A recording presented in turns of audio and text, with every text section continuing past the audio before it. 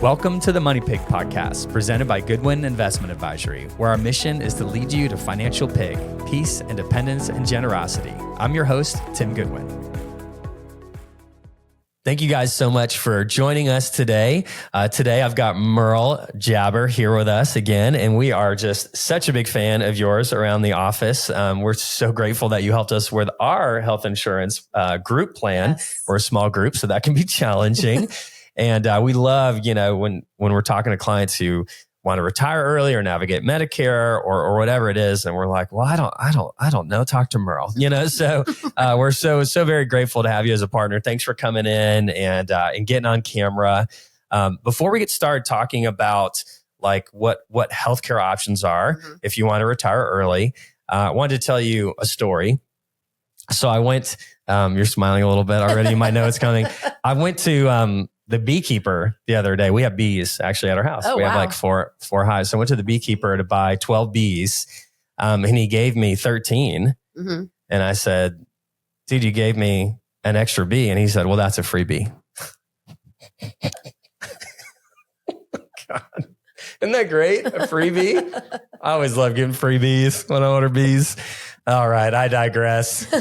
We're trying, we got to liven this up a little bit around here. Okay. We do actually have bees. That part of the story. That part of the story is true. Okay. That part of the story is true. My wife is all into our bees. That's and awesome. They're pretty awesome. I forgot she's got names for the hives like Bee-Anna Ross, BB Queen, Beyonce, and I can't remember the fourth one right now, but I think those are three of them. So, all right, cool. So being a financial advisor, often clients are coming in here, like the first question often is, can I retire? Mm-hmm. Right? Like they are the hardworking millionaires, the millionaire next door, the everyday, maybe they're not quite a millionaire yet. Maybe they are. They've just like been nose to the grindstone, just working their buns off. And then they kind of looked up back at that pile and they're like, well, that's kind of big. Is it big enough? I don't know, right? Right. So maybe we should call somebody and see. So they're coming in and they're looking for that confidence, that reassurance. Do I have enough money? So let's say as a part of meeting with that client, we're like, yeah, I think you do. You can retire. Immediately their next question is, well, when? Like, how soon? Like yesterday? Right. Can I quit? I don't have to put up with this bad boss anymore, or this job I don't love, or this commute, or whatever it is, right? So, and often we can, and it can depend on the plan and what the client's willing or not willing to do. Often we can build a plan. Actually, we take pride in helping them retire sooner than they thought they could. We're excited about that. Absolutely. We love to kind of redefine retirement as the option to pursue more meaningful work, more meaningful time.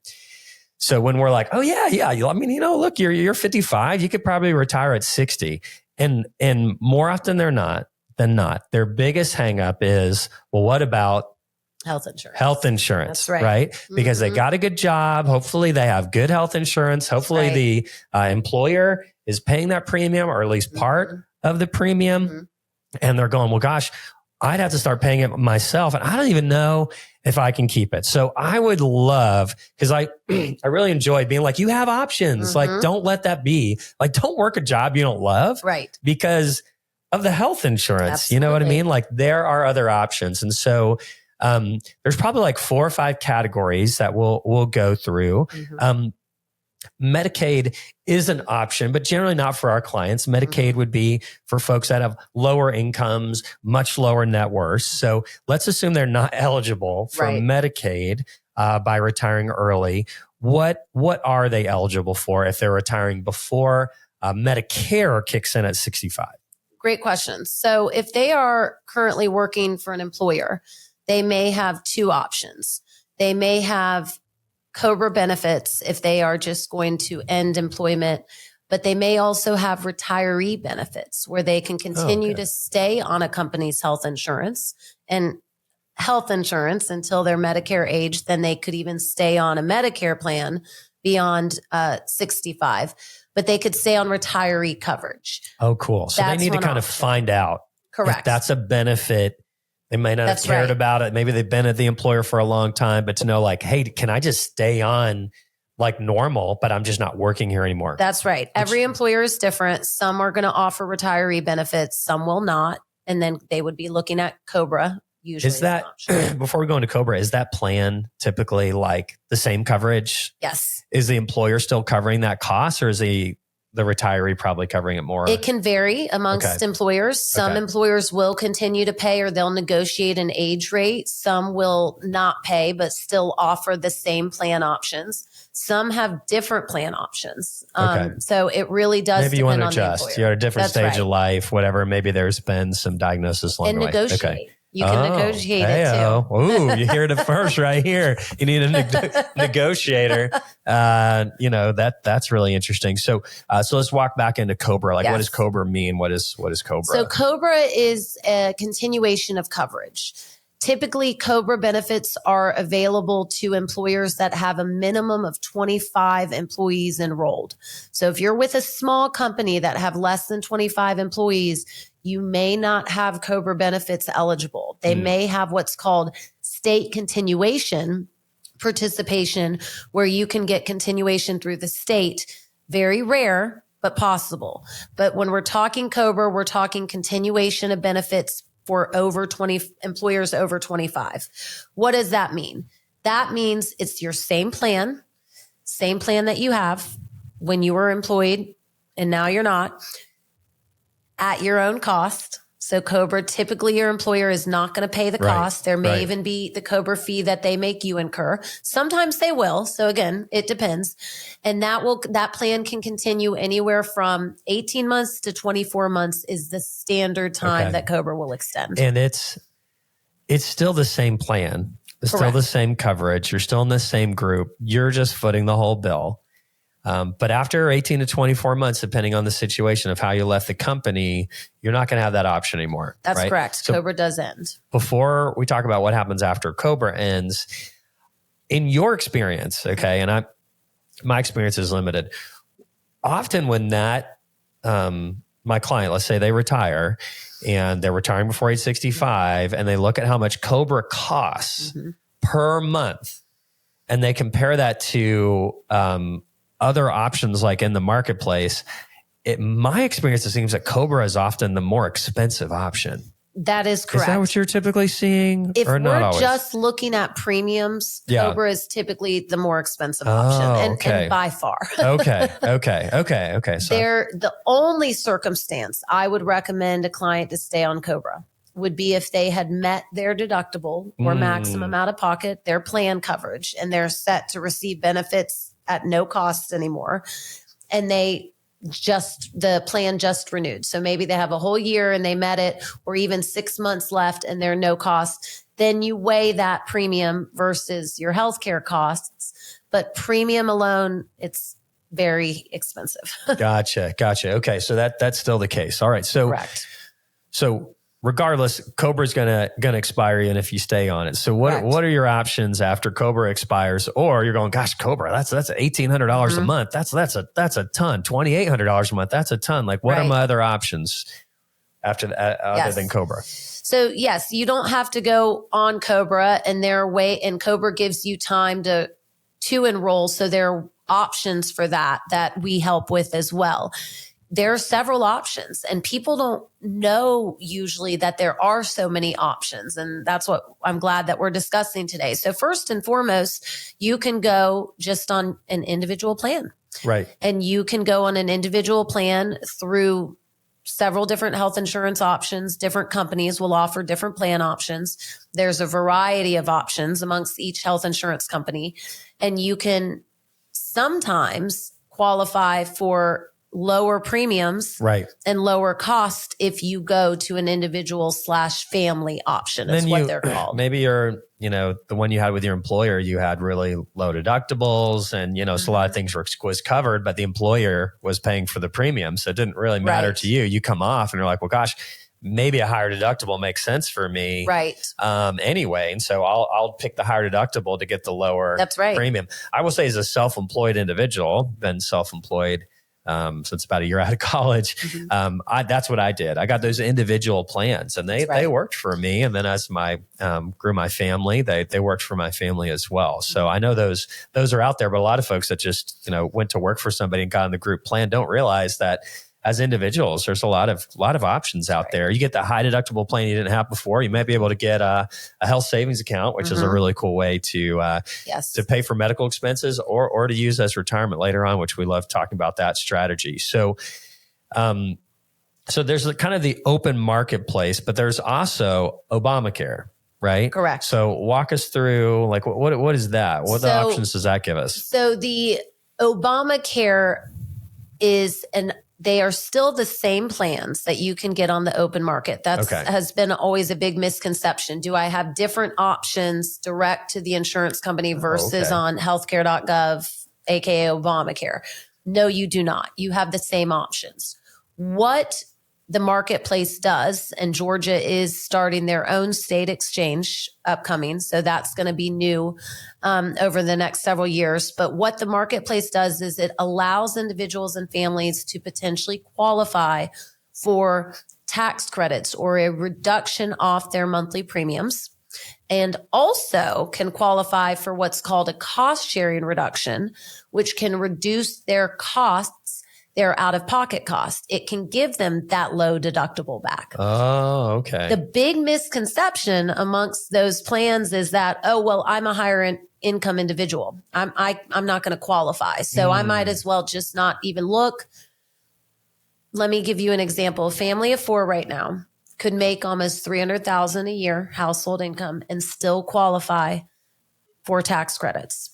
Really? So, and they continue to extend the income limit. So the higher your income is, the more chances you have as years go on to qualify. So it's worth looking at if you are considering that option. Gosh, yeah, that's really good just to hear that example, right? Because everybody's like, oh yeah, I probably got to make below 100 grand to even get some subsidies. And you're like 600 grand, depends on the family. That's super cool. So, one of the things that this reminds me of is actually one of our client families. So they're in their early 50s, and unfortunately, his wife got diagnosed with terminal cancer. And so they really kind of had this hard look of, wow, this is not going to be the future that we all dreamed and hoped. It's really going to be cut short. He's at the top of his career, top level of the income. They've got kids, they got grandkids. And so they decided, we were actually part of that financial plan and helping them to make the best decisions. He decided to retire very early so that he could spend quality time with her. They actually moved to Georgia. They built a home, because a lot of their kids and grandkids are here. And, they switched over to Obamacare. And even though he was a higher income earner, he actually, and this is why we talk to people about financial planning, like have multiple tax buckets of money, have tax deferred, have tax-free Roth, and have taxable. So he actually had some taxable retirement assets. And so by living off of those, or you could live off Roth IRA, he actually was able to keep his income pretty far down. That's right. So the health insurance that they needed for somebody with cancer ended up being very inexpensive because of the tax subsidies. And we've talked before about Medicaid, where Medicare is going to look back 2 years. That's right. But I think with Obamacare, you can update them more on your current income. Is that right? Yes. So it is an estimate for the future. Okay. So you're looking at the next 12 months, which gives you time to make that plan, with you guys, for example, and say, hey, do I need to take these investments this year? Can we adjust the income some way? There are so many options that you have. So if you didn't think about it 2 years ago and you want to see if you can qualify, you have the time at any time. Really. That's so cool. And we actually got a little sophisticated. I hope I don't lose you guys here in the planning, but we realized with this couple that they still could actually realize some income. Absolutely. So their income was so low that the capital gains we were realizing for them in the taxable account ended up being like sometimes zero. Now, who knows, by the time you're listening to this, the laws could have changed. But I can just tell you what we're able to do for them. And then we realized, well, gosh, we could do some Roth conversions. That's right. Because your income's so low. So now we're taking some of that tax deferred 401k and we're converting it over. We left some of his 401k at his employer because he was able to have the option to withdraw from that penalty free by the time he hit 55 if he left it there. So there were some a little more sophisticated strategies that we're able to do, all while trying to maintain maintain a certain, taxable income level to keep those subsidies That's right. high, and we're just trying to buy them time until they get to Medicare age. Exactly. So the good news about this story is that she is still with us today, and she has outlived kind of the max life expectancy they've given her at diagnosis. That's so it's amazing. pretty exciting. It's been a tough journey, and they're still in our prayers, but a good story and a really great opportunity to retire early and not let that health insurance thing get in the way, even when there's a cancer diagnosis in the family. So one of the other things to consider is getting on your spouse's plan, right? So let's say you want to retire early. If you're married and your spouse is still working, that's right. They might have a plan. Maybe your spouse is on your plan, but for whatever reason, maybe there's a plan there, or maybe you've been on your own employer's plans. You could go there. So that's an option. I think it's just something to not forget. And then the last category that I wanted us to talk about was this medical bill sharing option. Yes. Right. So I am a part of a group called My Christian Care. Yes. It's not insurance, to be clear, but it's called Metashare. My family and I have actually done this for 12 years. So it's like a deductible. It's called an annual household portion. So we've got the highest one, grateful for the overall health of our family. What it feels to me like, though, is that I have sort of like a discount card when I go in network. I sort of have a discount card, a prearranged fee schedule. And I have like a max out of pocket. Right. So we have had some situations where we did meet that high deductible. And then there was 100%. There wasn't a co-insurance split after deductible. So that was really, really nice. But the premiums are really, really reasonable. Yes. There is more work on my side. Right. Because if I go to the dermatologist, for example, in network, I'm going to pay a $35 copay. They're going to file it with Medicare. They're going to end up charging the reduced rate. Right. They're going to subtract the copay that I paid at the office. Then they're going to bill me. Right. Then I've got to pay them. Right. And just as long as the claim was filed appropriately, that amount goes towards my household portion / deductible. So there's a little more work expected on me.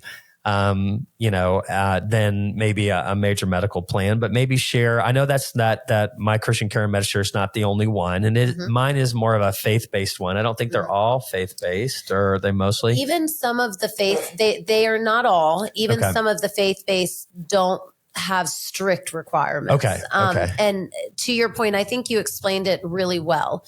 If you have an understanding that it's not health insurance, it is a discount plan or a reimbursement network.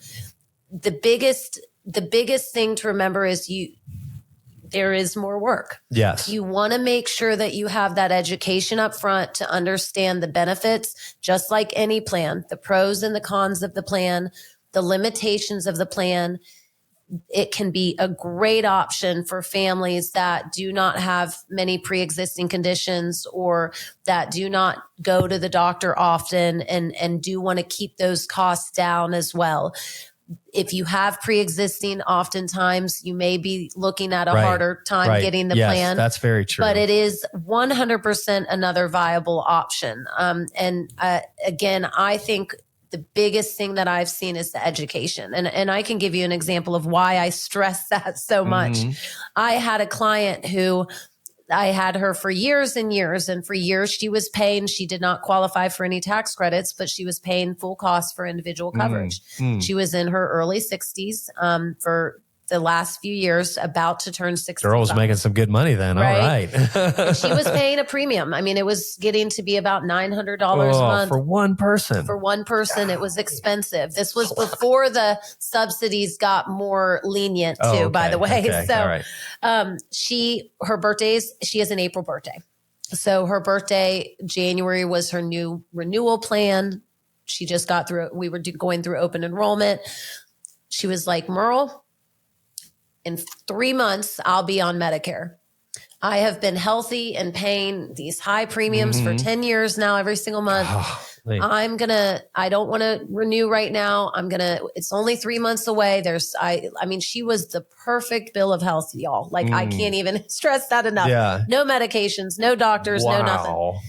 And so she went with a health share program that, and some of them will do this where they'll sign you up. They won't show you the benefits. They'll just tell you it's a lower cost and that things are covered. So she went with that and trusted that she thought it was a health insurance plan. So they were still relatively new when this happened. I think this was 2018. Okay. Yeah. So not as much education. March 14th, 2 weeks before her April 1st birthday, she had a brain aneurysm burst. Oh my goodness. Oh my gosh. Had to be airlifted to the hospital. I mean, the full 9 yards. Yeah. Was there for weeks. She recovered. I want to put that out there. I'm not going to wait till the end to give that good news. And she's doing great now, but she had the full 9 yards. She gets home and starts seeing bills rolling in. There was a caveat in her health reimbursement plan that said within 48 hours of an emergency, you have to notify us of your emergency, a little small exclusion or caveat or whatever, or we're going to deny your coverage. And they tried to deny her coverage, and she had to get attorneys and have been still to this day fighting. I think she got most of it covered, but is still fighting 40,000 here, 80,000 here, 100,000 here. Oh my goodness. So again, they can be this is for every health plan you get.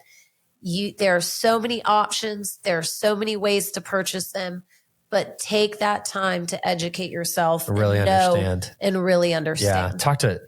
Ideal if you could talk to other people on that plan or working with that group, that's heartbreaking to hear that. Yes. So I hope that wasn't the one I was on. I think they've got a pretty good reputation. I did some good due diligence on them. But you explained it so perfectly. It is a discount plan. There is a stop loss. With a stop loss, Yeah. There's that extra work. And if you are aware of it, it can be a wonderful option. It's worked well for us. It may not work forever because it's not technically insurance. I still can pay the cash rate if I want. That's right. There you go. And so often it can be better at times. Sometimes it has been a steeper discount. And it's hard to know that in advance, but you kind of get an idea of, okay, the Medicare discount's typically X and then the cash rate is like 80% off or something. Like, right. Let's just do the cash rate.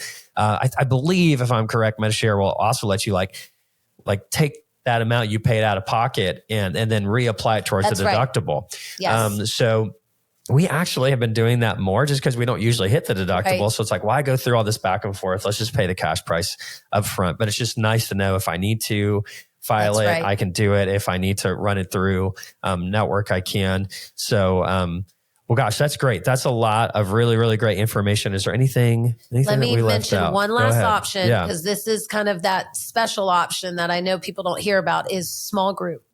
Yeah, you talked to us about that. If you are a business owner and you retired, but you still have your LLC, or you have a hobby business that maybe you never have had to do payroll or things like that, but you and your family have, a registration of a business, you can look at a small group option for you and your family that often can be better premiums than individual without tax credit or even Metashare plans. So definitely, contact us. We do it all the time, but most people don't know that that's an option. So. Yeah, I didn't. Yes. I know that you had talked about that plan before when you came and talked to our advanced planning team, but I didn't realize at retirement that could be an some option. companies allow just spouses to enroll. Okay. So you don't have to have a third employee. If you have a dependent who's turning 18, they can be that second person. You do have to have two, but families can be enough. Yeah, so absolutely. Wow, that is super cool. So glad you came. Wanted to make sure if you made it this far to the end of the episode, we do have a guide how to navigate healthcare and early retirement, an introductory guide for those under 65. So, but please, if you didn't hear anything else we said, hear that. Don't work a job you don't love just because of the health insurance. There are a lot more options out there than there probably ever have been before. find somebody. If you don't know anybody, find Merle at, how do they reach out to you, Merle? I think the best way is to go to our website. It has all of our contact information. It's Potter Risk Advisors, www.potterrisk.com. Awesome. Well, thank you so much for coming today. I love to end with gratitude. Yes. So maybe just sharing something that we're grateful for. So one of the things that I love doing is camping.